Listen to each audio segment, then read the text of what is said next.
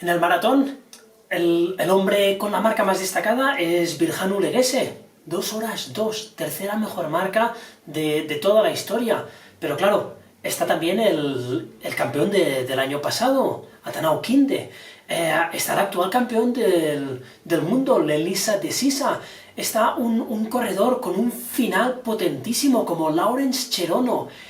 Es una carrera, va a ser una carrera épica. Es decir, es que hay tanta gente de tanto talento que por supuesto yo no me puedo decantar por ninguno de ellos. Está él, que fue el segundo el año pasado, Kan Kigen Odvilen, que batió el récord del mundo el récord de Europa en esa carrera.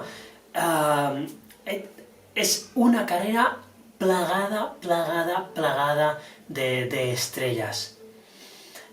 Yo no puedo esperar más, estoy impaciente para verla.